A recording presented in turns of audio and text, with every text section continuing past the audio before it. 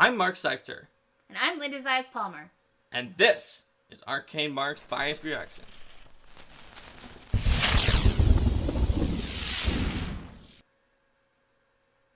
Hello, everyone, and welcome to Biased Reactions, Lost Omens Ancestry Guide. You've seen the not biased reactions, Yes. Or maybe you haven't, but now it's time for reactions that could only be given by people who were so biased that they wrote the sprite and the Leshy, and in my case was the design lead. So Lost Omens Ancestry Guide is a great book that everyone should definitely buy. Yes.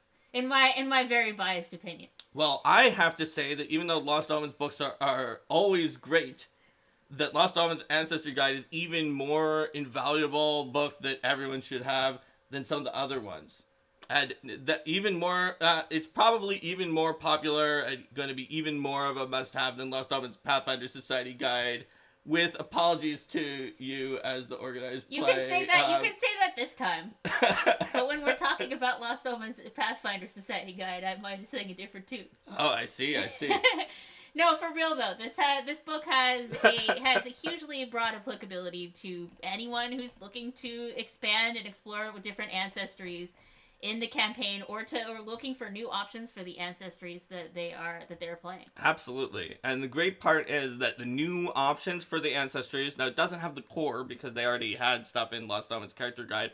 The new options pretty much always bring in like some kind of a theme to the ancestry that might have been in their story before or not, but that wasn't in their mechanics, and now that it is. So we'll take a look at that as we biasedly react to the Ancestry Guide just coming up. So with that, let's not do too much more preamble. Let's go into this book, and we've got the ability to look at it. See? So that is, as you can see, this is the table of contents. It shows some of the great art that's in the book, and even more importantly, it shows the names of the people who worked on the book, such as Linda. And Mark. Yes. Isn't that exciting, everyone? No, but for real, just look at some of the art that's here, including the Cactus Leshy on the right, who has become kind of the breakout star of the entire Lost Omens Ancestry Guide, I would say. If you see the memes on Reddit, for sure. Like the memes with Marge Simpson or Rosa from Brooklyn Nine-Nine. So there's all sorts of great art, there's all sorts of great ancestries, and this table of contents does show that off. So people are asking about Pesci. So it was funny because someone was asking, I think at Paizo, like, what about Pesci's? Could there be a Pesci? And they're canon because Linda created the original Cactus Leshy in Pathfinder 1st Edition and mentioned Pesci's, were Pesh Cactus Leshies that were the ones who may have granted the gift of Pesh, and they believe that is being abused by people who are like doing large commercial farms, doing commercial farms and getting people addicted to it and things like that. So, yes, Peshies are a thing. All right, so let's move onward and talk about the expanded ancestries and versatile heritages in the Lost Omens Ancestry Guide. So, in the expanded ancestries and versatile heritages, as you can see, there's a whole bunch of them, but there's probably not much need to go through the introduction. Let's talk about the Aasimars. So, Aasimar first appeared in the Advanced Player's Guide as a versatile heritage.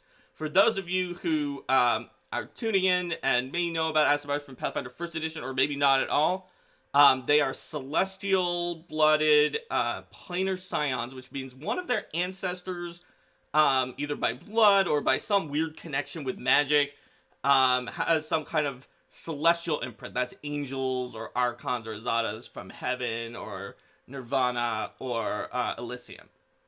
And in Pathfinder 1st Edition, they were the equivalent of an ancestry, which was called race back then. But it's said is like, oh, well, they were elves. They can be elves and dwarves and anything, not just humans, but there's no mechanics for that. Maybe make them small if their parents were small. Yeah. But in Pathfinder 2nd Edition, thanks to the heritage mechanic, we had the absolutely perfect way to present an Aasimar that would allow them to be the other ancestry, and that is that it becomes their heritage. So you can be an elf Aasimar, you can be a dwarf Aasimar, and you actually are an elf or a dwarf, and you have everything from that. It's honestly one of the main benefits when we made half-elves and half-orcs into heritages in the core rulebook instead of also being their own ancestries. It's like, this is setting us up. And it's super helpful. So, in the Lost Omens Ancestry Guide, we've got more information about Aasimars, because they don't exactly have a huge amount of space to talk about how they work in sort of the Inner Sea region when they're first introduced in the Advanced Player's Guide. And that includes specific information about Aasimars who are connected to a variety of different ancestries. So what does it mean if you are a dwarf Aasimar? Where might you be likely to be from? What sort of traditions might you likely to have? Or an elf. Or all the core ancestries, I think. Yeah, or a goblin. Yeah, it says the goblins, they, some are surprised by them, but they mix with goblin physiology for extreme expressions. So, I mean, that's pretty cool. There's some major benefits to the Aasimar options, which is that in the Advanced Player's Guide, there's only room for 3 lineages. So what is a lineage? A lineage, as opposed to a heritage, is a first level feat. You can only have one of them, and it is sort of subdivides your heritage. So for Aasimar, it's what kind of celestial were you connected to? In the Advanced Player's Guide, there were just angels, azatas, and archons, the 3 basic food groups of the celestial planes. But in Lost Omens Ancestry Guide, we get Peris, which are like super obscure, but they did have a version of them in Pathfinder First Edition for Aasimar. You get Agathions, which are not as obscure as Peris in where they do stuff, but they are sort of an animal-like version of a celestial that live in Nirvana. And you get Garudas, which are also kind of obscure, but that does round out the set that were types of Aasimars in Pathfinder First Edition's Blood of Angels. You also get more feats for those 3 because of the fact that all the lineages kind of had follow-up feats in Advanced Player's Guide 2, plus some like upgrades for halos and upgrades from some of the older ones that were in Advanced Player's Guide. I say older, but they're really not that old. They've only been out for a little while. And then even some really high-level stuff like Radiate Glory, where you're just so awesome that people are like, oh, whoa, I have to like put my hand over my eyes. You're concealed because the light coming off of you is shining so much. That's another benefit here too, is that when some of these options were initially presented, there wasn't necessarily as much space to have those 13th and 17th level options, because it was like, well, if there's only enough space for a few things, then we'll need to focus on the lower level stuff. So this really expands the options at those higher levels when you see these things coming in here. Absolutely. And there's just little cool sidebars like Tianjing in Tianxia, like an Aasimar nation, or like the pressure that people have for being an Aasimar that can really so many expectations, really be a problem for you. All right, so moving on is the most unusual of the Ancestry entries in the entire book, because it is an expanded Ancestry entry for the Azarkedi, whose Ancestry is not even in a book right now. There is a web supplement you can download to get the entire Ancestry for free. And that is because of the fact that, well, you know, the Absalom book that they're in was supposed to come out before this book, but it didn't. So you get the Ancestry for free. Pretty cool. And I learned a lot more about the subdivisions of the Azarkedi from this Lost Omens Ancestry Guide process of, reading through it as the Design League. Because I always knew about the Azarkedi, which are also known as, like, the Loaz Lenti or the Gilmen or whatever other names you want to call them. But I didn't realize just how many different diverse groups there were. And some of it is probably new canon, too, that really fleshes out the Azarkedi so that you can really portray a lot of different cultures and groups within them. Yeah, and the name Azarkedi, it's also in keeping with sort of the general model of changing the way that we refer to ancestries in Pathfinder to put forward the name that they use for themselves rather than the name that's sort of like So Azarketi instead of like Gilmen, or like bringing in Eruxi instead of lizard folk, the name that they use rather than We how always humans would we describe always them. include it. Yes. It's not always the top level title. That is because of the fact that like Loaz Lenti or Gilmen, if someone is just coming in and reading it, they don't know what that is either, so we might as well use Azarketi. But lizard folk, people know what lizard folk are, and they don't know what Eruxi are. So lizard folk is the top level name for them. Yeah, but putting forth those names more in general. We always give you the full name and their name. And something tells me that like in the future, once the like if it becomes popular and everyone's just like, oh yeah, we all know what Eruxi are, then maybe Eruxi becomes the top level eventually, right? Who knows? So there's some cool heritages for the Azarketi in here that add on to the heritages that you can get from the free web supplement. And then just a bunch of Azarketi feats. Plus, the coolest art of the Azarketi is definitely the one on page 14. That's what I think. Anyway. But there's all sorts of things. You can talk to sea creatures and be like Aquaman. You can do a lot of like water manipulation situations. I know that Eleanor, who is one of the two development leads on the book, who did like the most with this book, challenged me to make see how many of Pokemon from like the first set of Pokemon I could build using all the rules that are out now. And I definitely used Azarketi for Squirtle, and probably will for a lot of other water types, because of the fact that they have a whole bunch of water manipulation abilities that they can pull out. So, I like that they can have a little sea creature familiar. Yep. Why not? Marine ally. And talk to water creatures and things like that. And they can move around in water, they can camouflage in water, and eventually underwater volcano, where they can create a giant walk volcano on water, water. They can walk on air eventually just by solidifying the water in the air. Yep. So they're pretty cool. That's the Azarketis. Let's move on to the Catfolk, also known as the Amarune. Yes. The Catfolk really got some very interesting subgroups that are in there. Like, it's hard to pronounce them all probably, but like the Askedhaki and the Mitsenki, and the Kitaj and the Setharil and the Shemtej, and they each have some very different. They all sort of follow the overall Catfolk Amarune aesthetic, but they each have some different situations. Like the Shemtej, who like to grow out leonine manes, and they each sort of also have their own like distinctive subcultures within the Amarune. And the book also provides guidance about which heritages are most common for each of these. Because they aren't all equal within all of them. Like, for instance, the Shemtej are often 9 lives or liminal catfolk. The liminal catfolk, of which is one of the 3 new heritages that are in here. There's like the flexible ones, the liminal ones who live in the far corners of the world, and the sharp-eared ones that can like perk out their ears and they see something unseen and they're like, it's there with their ears. Yep. I also like to think about what your ears helping you point out. Yeah, that's what I was doing. So your ears are like this way. It's this there. way. Plus new catfolk ancestry feats, including probably one of people's favorite, the catnap, where you just sleep for 10 minutes to get temporary hit points, and eventually with focus catnap you can dream of the activity that you do to refocus in order to refocus while napping. So you just, like, it's like, oh, well, I'm supposed to study my spellbook, so I'll just dream about studying my spellbook. Like, all right, let's get ready for the. Are you falling asleep and don't disturb my nap? Yep.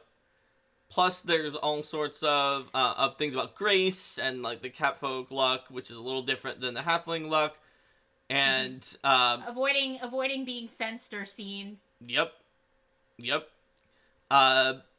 And their 17th level feat, 10 lives, where when they would die, they can attempt a flat check to not be killed. It's a hard flat check, but hey, you don't want to die. You can have 10 lives. It's that extra life.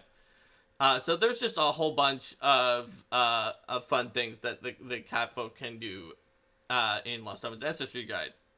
All right, let's look at the changelings. Yes, shall we? All right. So they were also one of the versatile heritages in the Advanced Player's Guide, and they got even fewer pages than the Aasimar due to the fact that the planar scions, like, in total had more stuff that they had to do. Mm-hmm. But there's all sorts of great new lore about the changelings that is in Lost Omens Ancestry Guide. It talks about how things work for them with their hag mother and the call to try to transform them into the hag, that's in Advanced Player's Guide, but this can really expand on it. Talk about changelings with every ancestry, because again, they're a versatile heritage, which means you can be a goblin changeling or an elf changeling, or any of those other things. And then the feats for the changelings really have some interesting through lines. So first of all, just like the Aasimar, there's new lineages. So there is the Moon May, which is descended from Moon Hags, the Snow May, descended from Winter Hags, the Veil May, descended from Blood Hags, and the Virga May, descended from Storm Hags. Plus, there is a Maiden Mother Matriarch or Crone triple set of feats, where you can get Maiden's Mending to potentially get some temporary hit points, and then you can get Mother's Mindfulness, which can help you like interpose yourself in front of an attack that's supposed to hit your allies, and then Crone's Cruelty, where you can warp the minds of your enemies. So it's sort of a cycle that follows all three of those things. Plus expansions for some of the iconic changeling attacks, the hair and the claws. And some extra feats for the new kinds of maze, because again, some of the there's some follow-ups for the lineages usually. So there's like a wind one for the storm hag one, and like invoke the elements for the 3 that were elemental of that option, because it turns out the blood hag is actually very fiery. You might not know from the name, but she is. So there's all sorts of cool things that the changelings get there. Shall we go to the Dhampir? Yes. The Dhampir! They're part vampire versatile heritage. So Dhampirs, much like all the rest, they now have way more space. You can find out more about what it means to be a Dhampir, especially from all the different ancestries. They're again a versatile heritage, because vampires can do weird things with just about anybody. And there's a lot of different types of vampires out there as well. There are. And some of the, there were only a few lineages for vampires in the Advanced Player's Guide, such as the, let's see, which ones were in the Advanced Player's Guide? Well, which ones are here, first of all? So, here this has the Rushi, the Vitalarana, the Jiangxi, and the Strigoi's descendants. Yeah. So that means, I think, the Nosferatu were in the Advanced Player's Guide, and of course, the Moroi, which is the most common vampire. I think those may have been the only 2. I don't remember. Is the Moroi, which are like the ones that you're used to from Bram Stoker, Dracula, and then the Nosferatu, which are also in that vein, but they're weak to wood and have some other things. But the Rushi is descended from the Jiangxi, and the Selrao are descended from the Strigoi, who were the first vampires, and then the Adyabao are descended from the Vitalaranas. The psychic vampires. Yep. So there's 3 new lineages, plus a bunch of extra stuff for the Dhampir that like, if you're 100 years old, you can get some skills, because Dhampirs can live for longer from their vampire lineage, or being very charming like vampires. There's follow-ups for all the new lineages, like Hopping Stride for the Rushi, because of course Jiangxi are known for hopping around. You can taste blood from things. You can make your gaining vitality from drinking blood. You can make your animal companion or familiar be somewhat undead. It's not immune to everything else, but it does use negative healing, so that if you use negative healing, you can heal both you and your companion. And if you want options to not use negative healing, Daywalker's pretty amazing, where you in direct natural sunlight, you are healed by positive effects and harmed by negative effects, the opposite of usual. So you can really you can really play around with that to give yourself some flexibility there. And at 17th level twist healing, you can just always use the use items that you activate to do the way that you want. So whether you're in daylight or not, there's some options for you. If you're like negative healing, that could be a problem. So that is the dump here. What about Dustwalker? Dustwalkers. So first of all, Hi. there is a Dustwalker here with a mask who is feeding cherry pie to Nosoi. And this is blatantly in the book because of the fact that Linda like doodled a chibi picture of her her psychopomp blooded Plantar Scion druid from Jade Regent feeding a cherry pie to her Nosoi companion of her Oracle Nyla from Pathfinder Society that was like a cross cannon doodle, and then there were hearts coming out of the Nosoi as a pie. And we showed it to Eleanor, and Eleanor's like, well, it's not too late to change the art order. We can put in some cherry pie with a Nosoi. Well, because Nosoi likes sweet things. They do. I did the idea of someone with an affinity to death, like, happily baking a pie and then feeding it to a Nosoi was just made me so happy, and I'm very glad that this and made now me... there's a Nosoi with cherry pie. Yeah. That's right. Yes, my character wasn't technically Dustwalker. It was a different ancestry. Yep, and this isn't really meant to exactly be your character. It isn't. It's inspired by... Actually, the Death Druid archetype from, I think, Horror Adventures, the one that gets the Phantom, is much closer in appearance to that character. But there's the pie. And there's the pie. Absolutely. Plus, there's, like, that Gnome Dustwalker there that was in the table of contents. And, once again, this gives a lot more space for full information about them. They're also a versatile heritage. They're not exactly part psychopomp though. They are very different than the others because Aasimar are like, well, maybe you're part angel or maybe there's some other thing with the celestial planes. If you're a Dustwalker, you have one origin story. It's very specific. And that origin story is that a type of psychopomp called an Olethros, that's a very powerful type of psychopomp that like I made up for Bestiary 6, made a bargain with a powerful Yamaraj, which are the most powerful psychopomps, other than like the unique special ones, to try to give a second chance to people who had a destiny that they could have done something really good or important to try to help things, but their life was cut short too early, and they couldn't be judged accurately. And so the Dustwalkers have an exact quota, because the Yamaraj was like, okay, but you're going to get, we never really say, but like, it's some number, right? X. You're going to get X Dustwalkers, and that's it.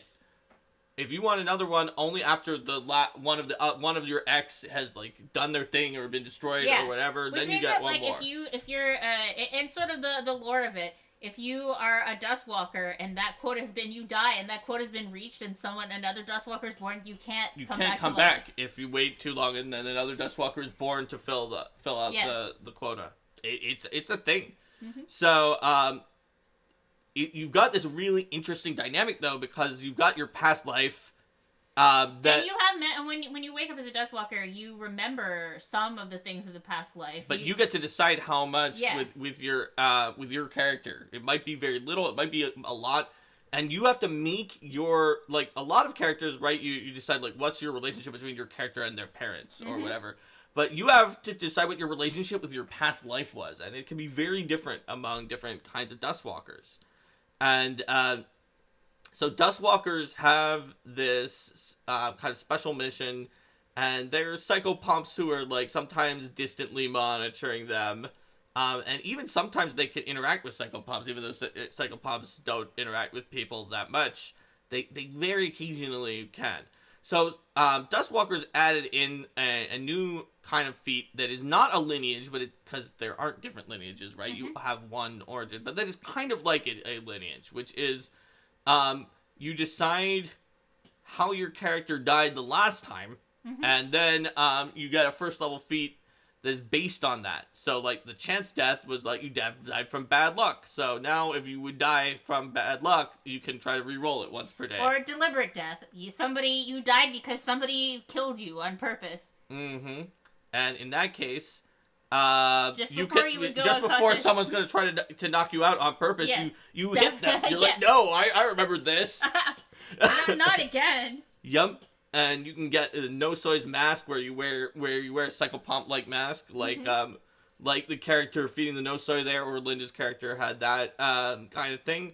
You can have willing death, which like I sacrificed myself, and in that case you get to reduce damage to your ally, and so there's all sorts of options. And if you look at sort of like the theming of these feats, pretty much all of the other ones are based on having a connection to a specific type of psychopomp. Yep, that's right. Like the Vanth is like a scythe wielding like vulture reaper thing, and you can get some weapons from them. And the Shoki is kind of like a philosophically rambling type of psychopomp, and you can get some diplomacy from the Shoki.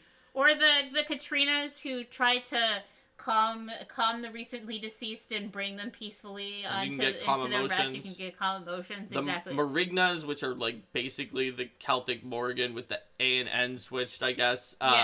I know a lot of the, like, right, Yama Raj is like, Yama is a psychopomp deity, and Raj is, like, a title.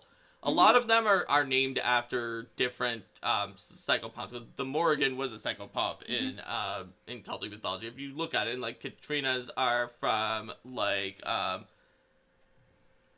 Day of the Dead type situation with those kind of psychopomps. So, the Marigna Spider Affinity, where you can talk to the spiders and climb around. Kalaka's Showstopper, where you can do kind of a synaptic pulse, but with sound. And Alethros' Decree and Yamaraj's Grandeur are the two alternate level 17s, because after all, the Duskwalkers were founded by the Alethros making a deal with the Yamaraj. So you can either do like this Arrow of Fate that does 60 extra damage if you're with the Alethros, or if you're with the Yamaraj, you can do a ridiculous giant 30-foot cone that does massive slashing damage out of icy wind and ravenous insects. Because that's pretty cool. Yeah, so that's basically what you got with Dustwalkers. Lots of options there. Moving on, the Hobgoblins. So, Hobgoblins, we can see that there are, once again, more information about groups of Hobgoblins. This time it sort of splits them out into kind of nations or nation-like groups. Like Howling in Tian Sha is a Hobgoblin nation. Oprak is a new Hobgoblin nation that's in the Inner Sea. Because as it says in the beginning of the Hobgoblin section, Hobgoblins tend to gravitate toward larger organized societies. Yep. And hierarchical groups. That's right. The Bandu Fleet, which is a giant mercenary fleet, and Rocklow, which is a Darklands group of Hobgoblins. It also says like which kind of heritages they often have. Talks about their mythical past, sort of their mythical origin story, the Cantorian Spring, where there's some goddess, and the Cantorian Spring, a devil kind of killed the goddess and claimed the spring, and then used it to try to change goblins into hobgoblins to control them and make them kill elves and do things like that, and the elves freed them, but the hobgoblins still hate the elves. Yeah. They hate elf magic. So there's some new heritages for hobgoblins. The Short Shanks, which is a little shorter, and the Steel Skin, which is just very tough skin. And then there's new feats, including ones based on the, being more connected to the Cantorian Spring from the past, as well as like the Runt Sages, who are more connected to the goblins. And a lot of these as well are based on the theme of being extremely determined, like Stoneface, keeping your composure in the face of fear, Or we march on, keeping your allies going. It's like, come on, we've got to go. Or yes. rallying cry, where it's like, rah, temporary hit points and get quickened. You can't fall here. Mm-hmm. As well, stopping your getting your ally to be able to not fall unconscious and still keep fighting. That's right. So there's a lot about that, and you can look at some of the international implications of Oprak, which is a nation that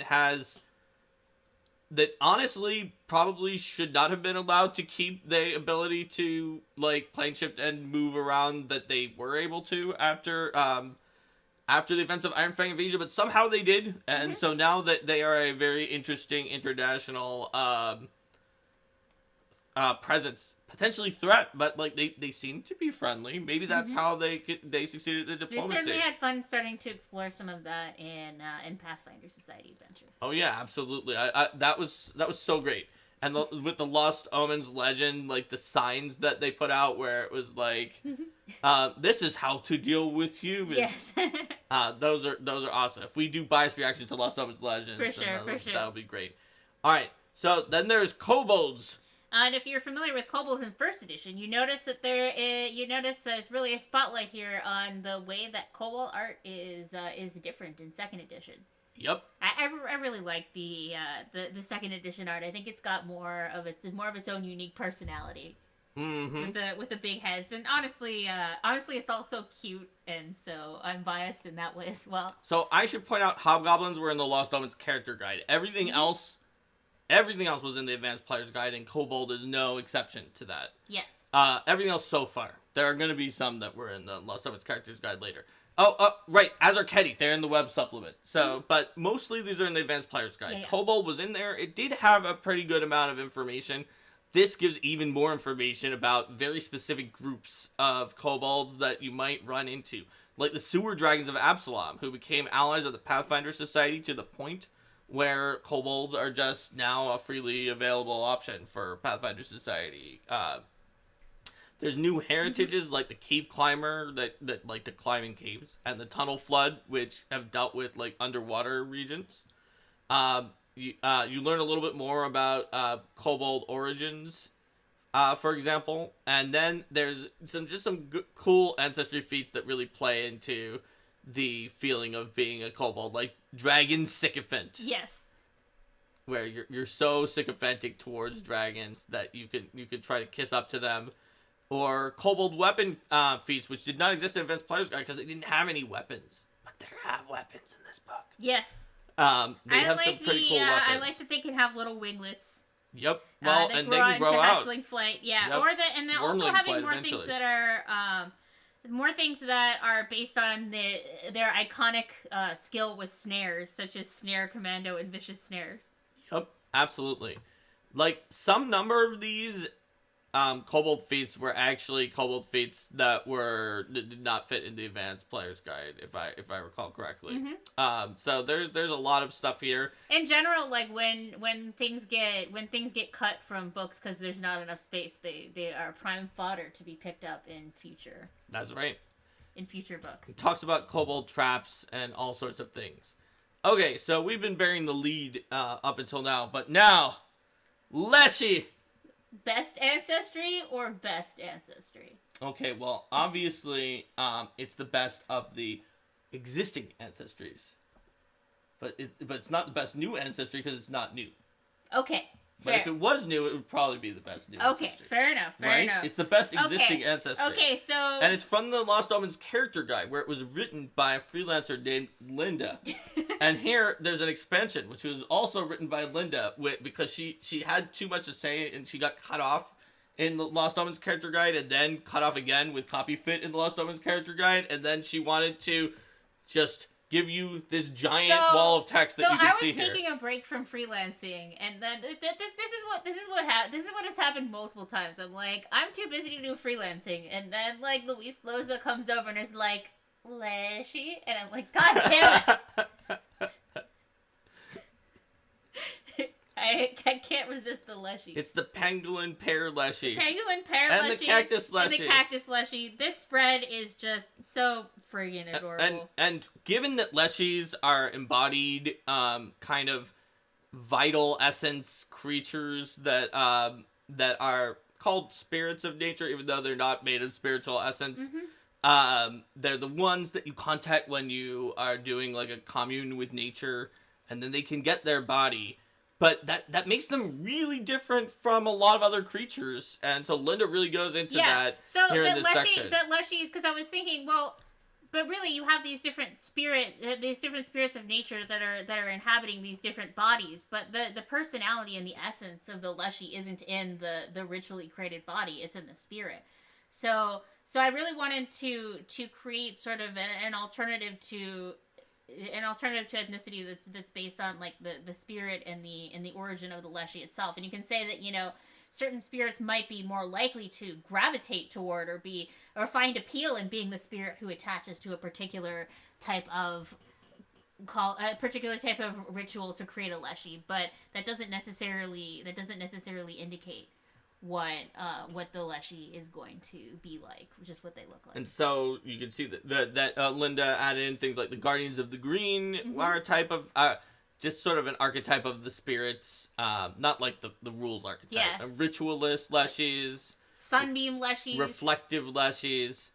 So it really opens up the Thornspark leshies, opens up like a new dimension for role playing your leshy, because you think about what is the inner vital being, often called a spirit, even though it doesn't have any spiritual essence, and what is the outer form that it takes, which is what selects its heritage. Yes. There's a little sidebar talking about the Green Men, which are like super leshies from that, or leshy kings that created the leshies. They created the first leshies, and a fair number of modern leshies still venerate Green Men. Yep. Then we've got the new heritages: Cactus Leshy, Fruit Leshy, Lotus Leshy, Root Leshy, and Seaweed Leshy. That's a good number of leshies. When you add them to the leshies that already exist, there's even more leshies. Plus, there's never enough leshies. New leshy ancestry feats like Ageless Spirit, where you sometimes recall memories of your past lives, because, you know, if the leshy gets destroyed, the vital essence goes back to like the mass of nature and can get called into a new body, but usually you forget most of what happened before, but with an Ageless Spirit you remember more than most. And then you can get like roots and and that's a dichotomy that I think is really interesting with the leshies, because you have this spirit that is connected to just like these millennia of experience, but that in this particular incarnation, in this particular body, they've been shaped by that experience, but they can't usually remember much of that experience. So they might remember pieces from that, but like, so I know the line I use is something like that they're once young and ancient. That's right. So they have curiosity, but they can also have insights and wisdom that they don't necessarily know where it comes from. The baker's coming for you. I think that Kami and Leshy would definitely have some very interesting relationships for sure. For sure. Let's see, there's spore clouds and stored seed pods and magic spells from the Green Man and a cloak of poison that just causes things to take a very high amount of poison damage every time they dare to touch you. I inspired a fair number of these based on sort of like the defenses of natural plants as well as plant monsters, and especially leshies as presented in bestiaries and things like that. But the cloak of poison I think is more of just like, what about something that's more based on poisonous defenses? Or regrowth, just regenerate flat out. Pretty cool. I still ran out of space for all my leshy ideas, though. You sure did. You sure did. But hey, you know what? You can fit more leshy things the next time there are leshies. And here there's like the lotus, axolotus leshy, and yes, the axolotus leshy. Oh my god, I love the axolotus leshy. And Eleanor and I had the best conversations, but she's like, I'm gonna order this thing, and I'm like, that's amazing. Baby Groot is basically a leshy that gets put into another body. That's correct. That's right. That's basically Baby Groot. Yep. Alright, so let's move on to the lizard folk / Iruxi. Yes. So there's a whole bunch of different groups of the Iruxi that are mentioned here. The Asari, which are like the kind of ones that you might expect. The Ikalek, the Sand Brethren, Terwazash, and then some other ones too. And it also talks about Droon, which is the dinosaur riding, just dinosaur having in general, Iruxi empire in southern Garund, which is pretty cool. There's new heritages for the Cloud Leaper that have flaps of skin under their limbs, and the Woodstalkers who go through jungle a bit more rather than swamps. Plus, there's a new whole set of things about like bone magic, using your ancestors' bones to like do particular things. So you can get spells from that. You can eventually, at higher levels, like kind of encase yourself in spiritual dinosaur bones to turn into a dinosaur.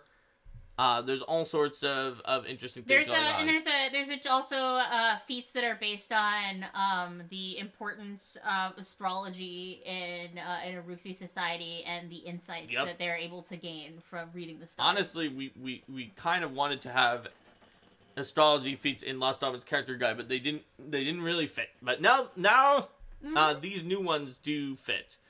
And there's more options than that. You can have Reptile Rider, or you can glide with your little flap arms, and all sorts of other things. You can get a Yoshi tongue. Yoshi. Yeah, why not? Might as well, right? Yep. Yeah, there's all sorts of fun options there. And it talks about the Iruxi and what they feel about their ancestor worship as well. Pretty cool. All right. Shall we move on to the orcs? Yes. All right. So orcs are pretty great, and they really have some different groups. A lot of people in Pathfinder, the ones they know are like kind of the Belkzen orcs that are up in the hold of Belkzen, and even the Belkzen orcs who have been notably like really aggressive and destructive have decided to time for a team up now that the Whispering Tyrant is back. Yeah. But there's also just a lot of groups of orcs that responded to the dwarves' quest for Sky and the other situations after that in a very different way to the Belkzen orcs, just even to begin with.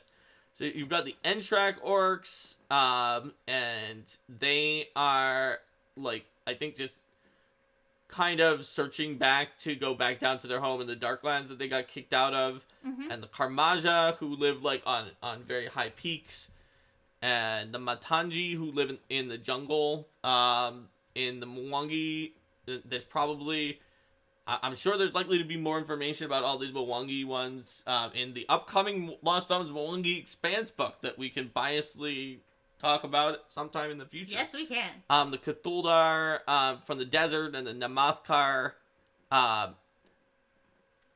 that are generally like in the hold of Belkzen area, plus the Nanut, which are from Arctic. So there's a lot of different regions, and you can even almost tell based on your type of terrain, like which kind of orcs are likely to show up there, and they've got their heritages, like as you might expect, winter for the ones that are in the Arctic.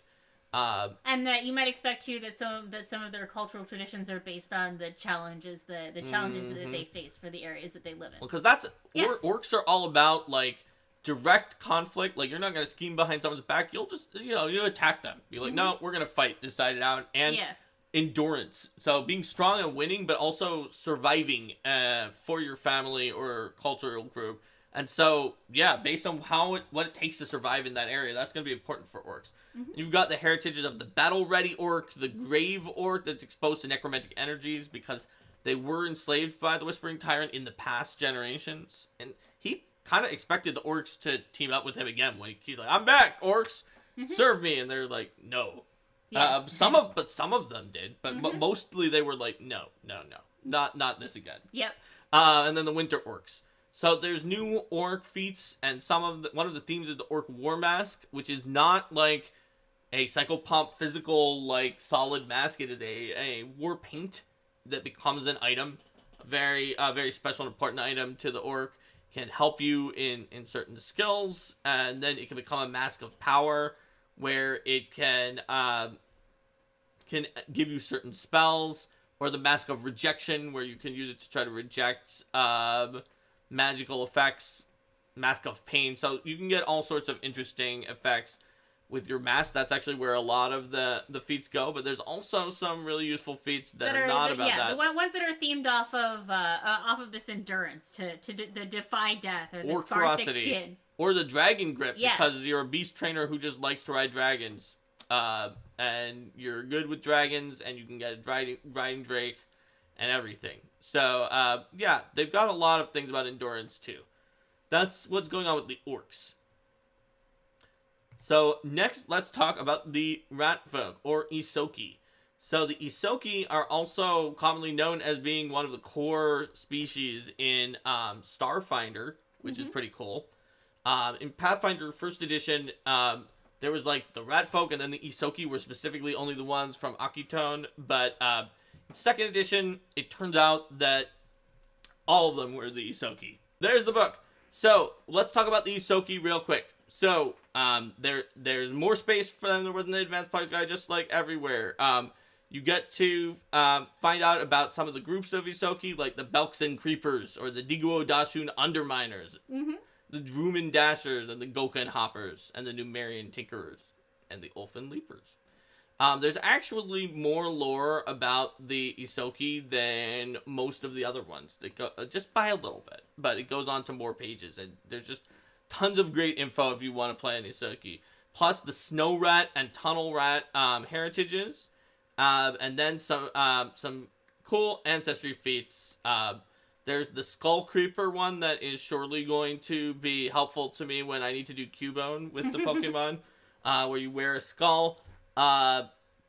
You can be Warren Friend, where you're friends with some rat folk in the area.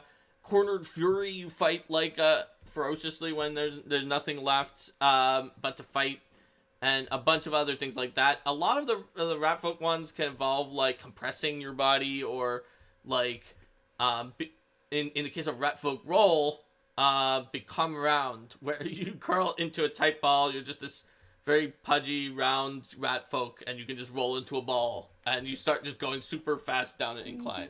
And naturally uncanny cheeks, because yes, uncanny cheeks, where your cheeks not only hold things, but also uncannily hold something undisclosed. So it's like, why are your cheeks so big? And then you just spit out whatever it was you needed at that time. It's like, how did you possibly know that we needed the key to the... How did you possibly know that we needed the deed to this estate that we weren't even doing anything with? I think it has to be something you could buy, but it's still funny. You can get other abilities like Skittering Sneak, where you sneak. If you had Alchemist Fire in your cheek mouth this entire time... and then Ratfolk Growth, where you just suddenly enlarge yourself and all the other Ratfolk in the party. Alright, so that is the Isoki. We still have Tengu and Tiefling to go, plus all the new ancestries. So we can do that on Tuesday, and we'll push the other Tuesday episodes by a week, is how we're going to do that. But, so I think at this point, let's say bye to YouTube and then do our closing. Sounds good Bye, to me. YouTube! Bye!